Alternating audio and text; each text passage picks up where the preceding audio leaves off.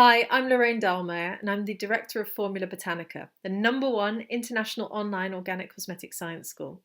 And in this video series, I'm talking to you about my 23 steps to launching your own natural and organic skincare business. And today's step is step number 14, which is your website.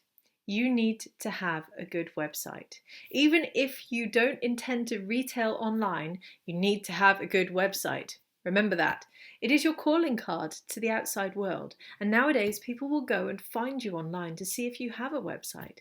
I'm sure you've done it to brands as well, maybe local companies that you were looking up. And how frustrating is it when they don't have a website, right? But it can't just be any old crappy website. It's got to look good and it's got to really embody your brand. It's got to speak to your target customer and immediately draw them in.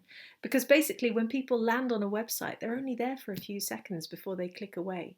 You've only got a fraction of time to grab people's attention and really rein them in. So, what makes for a good skincare website? Well, firstly, and most importantly, it's got to be ever so easy, very easy to find your shop. Don't make people click through 600 times before they get to your flagship product and your shop. You need to be proud and display it right on the front. You know those home pages you have when you get to a shop and then you have to find the shop icon and then you have to go to the different type of skincare product that you might want to buy? Yeah, you've lost me by the time I've got there. When I land on your homepage, I want to see what you sell straight away and I want to be able to add it to my basket straight away. So think about how your website sells your products. The other thing is that you need to think about how your website is telling people what your brand is. You need to have the same colors, the same logos, the same fonts as the ones that you use on your packaging and on your labeling.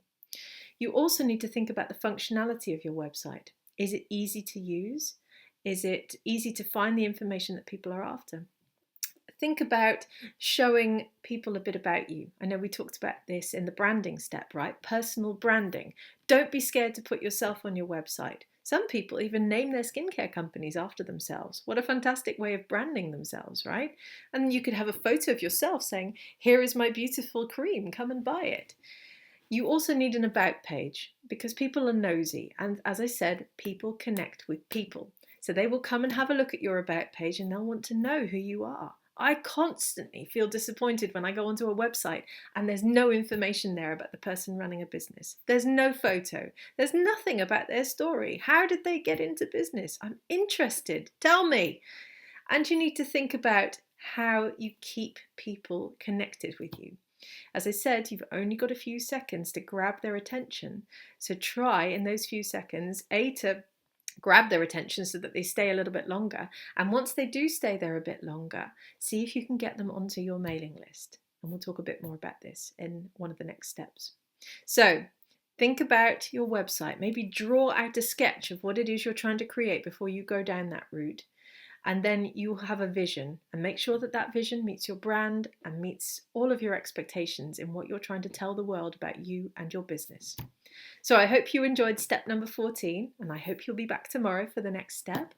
And if you're watching this anywhere other than the Formula Botanica blog, please head on over to formulabotanica.com and come and check out our amazing website.